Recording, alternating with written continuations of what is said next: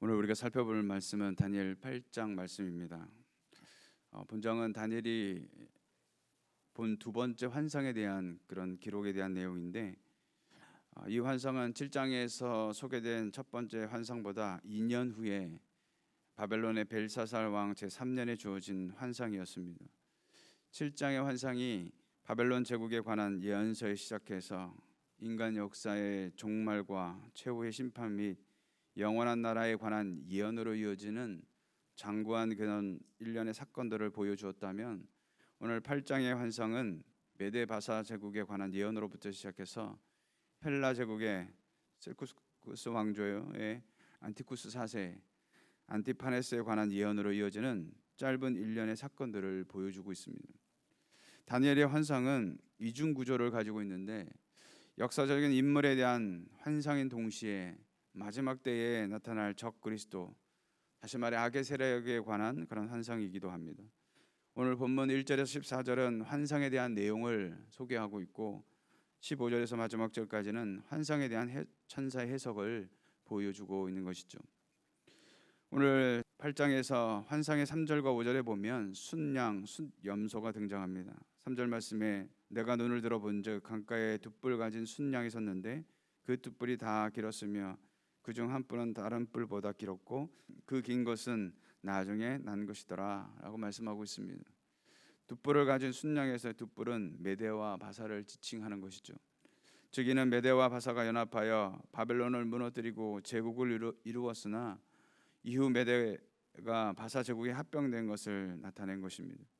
5절의 말씀에 보면 내가 생각할 때에 한 순염소가 서쪽에서부터 와서 온 지면에 두루 다니되 땅에 닿지 아니하며 그 염소의 두 눈 사이에는 현저한 뿔이 있더라 라고 말씀합니다. 5절에 일어난 한 순염소는 헬라 제국을 지칭하는 것이죠. 두 눈 사이에 현저한 뿔 하나는 그 제국의 창시자인 알렉산더 대왕을 지칭하는 것입니다. 그런데 이 뿔이 8절에 보면 순염소가 스스로 심히 강대하여 가더니 강성할 때 그 뿔이 꺾이고 그 대신에 현저한 뿔 넷이 하늘 사방을 향하여 났더라 그랬습니다. 그 큰 뿔이 꺾이고 새롭게 돋아난 네 개의 뿔은 헬라 제국에서 분열된 네 개의 왕조를 말하는데, 카산더와 리시마크스와 셀루쿠스 그리고 톨레미 왕조를 말하는 것이죠. 이 네 개의 왕조는 순서대로 그리스의 마케도니아 지역과 또 소아시아 지역, 그리고 시리아 바벨론 중동 지역과 애국과 팔레스타인 지역을 각각 통치하게 됩니다.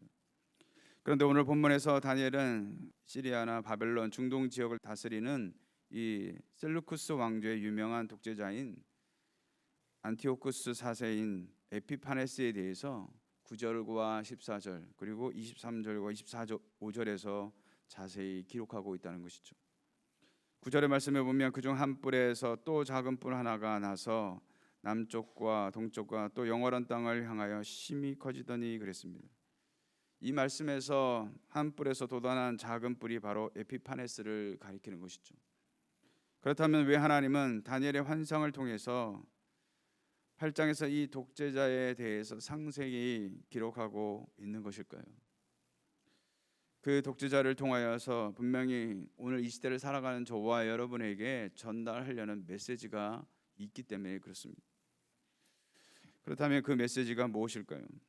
한 순염소의 머리에서 맨 나중에 돋아난 작은 뿔 하나는 한면으로 보면은 에피파네스 4세를 지칭하지만 이와 더불어 다른 한편으로 보면 종말의 때 나타날 적 그리스도를 예표하고 있기 때문에 그렇습니다.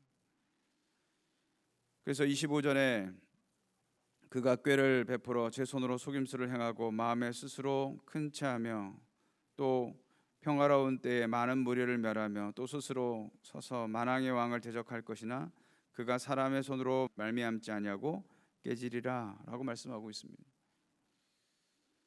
25절에 이 독재자 에피파네스에 대한 특징이면서 동시에 사단의 권세를 부여받은 이 적그리스도의 특징이 무엇인가를 소개하고 있는데, 그 첫 번째 특징이 바로 속이는데 능숙하다 그랬습니다.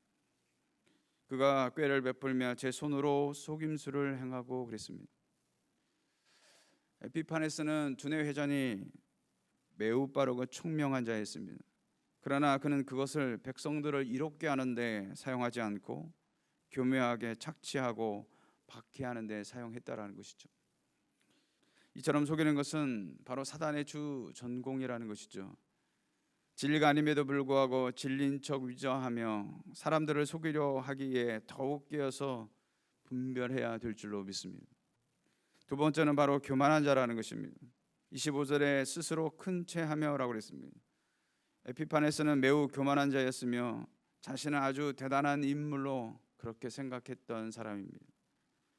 그래서 그는 자기 자신을 제우스 신의 현현이라 생각하고 또 주장하면서 그는 동전을 만들 때 자기 얼굴을 새겨넣고 그 둘레에 신이 나타났다라는 문구를 새겨넣을 정도로 매우 교만했다는 것이죠. 이는 장차 종말의 때에 스스로를 높이며 하나님의 성전에 앉아 자기를 하나님이라 칭할 적그리스도의 오만함을 예표하고 있는 것입니다. 이는 모든 종류의 죄악 가운데 가장 근원적인 것으로 추악한 죄악인 하나님을 대적하는 자리까지 이르게 되더라는 것이죠. 그렇다면 에피파네스는 어떻게 만왕의 왕을 대적하였겠습니까? 예루살렘 성전에서 매일 드리는 제사를 폐지하였고 성전 안에 제우스 신상을 세우고 성전 제단에 돼지 머리를 제물로 바치는 등 하나님을 극도로 모독하는 행위들을 서슴지 않고 행했다라는 것이죠. 그러나 이러한 악인의 결말은 무엇일까요? 25절에 또 스스로 서서 만왕의 왕을 대적할 것이나 그가 사람의 손으로 말미암지 아니하고 깨지리라 라고 말씀하고 있습니다. 무슨 말이겠습니까? 어떤 인간의 개입도 없이 그는 박살나고 말 것이다 라는 것이죠. 다시 말해 보이지 않는 하나님의 의에 심판을 당해 죽을 것을 예언하고 있습니다. 그리고 세 번째가 사람을 잔혹하게 죽일 것이다 라는 것이죠. 25절에 또 평화로운 때에 많은 무리를 멸하며 라고 말씀하고 있습니다.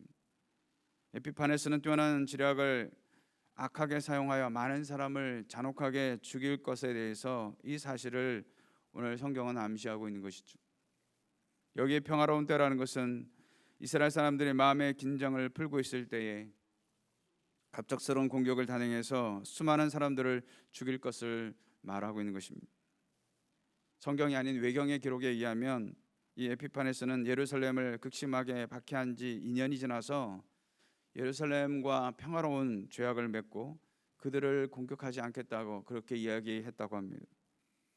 그렇게 속여놓고 그들의 마음이 놓인 상태에서 무방비 상태일 때에 예루살렘을 습격하여서 수많은 사람들을 죽이는 만행을 저질렀다고 하는 것이죠. 이 모든 것이 여호와의 신앙을 버리고 그들의 삶을 헬라화시키기 위한 그런 전략이었다는 것입니다. 이는 오늘날도 마찬가지 아니겠습니까? 교묘하게 우리로 하여금 믿음으로 살지 못하게 하고 말씀과 기도로 살지 말라고 하며 하나님의 자리에 세상의 것과 바꾸려 하고 있는 것이 사단의 모습과 무엇이 다르겠냐라는 것입니다. 그러나 저와 여러분 기억해야 합니다. 그 악한 세력들은 하나님의 최후의 심판 날이 임박할수록 악의 세력의 끝도 가까워지고 있다는 사실입니다. 악한 세력은 그들이 최후를 본능적으로 깨닫고 마지막 때가 임박할수록 최후의 발악을 한다는 사실이죠. 마지막 때 적그리스도는 사단으로부터 권세를 부여받아 하나님을 대적하며 교회와 성도들을 더욱 핍박하고 나올 것입니다. 사랑하는 성도 여러분, 그렇다고 오늘 우리가 두려워할 필요가 없습니다. 이미 저와 여러분에게는 모든 어둠의 권세를 깨뜨리고 십자가에서 승리하신 예수 그리스도의 권세가 있는 줄로 믿습니다.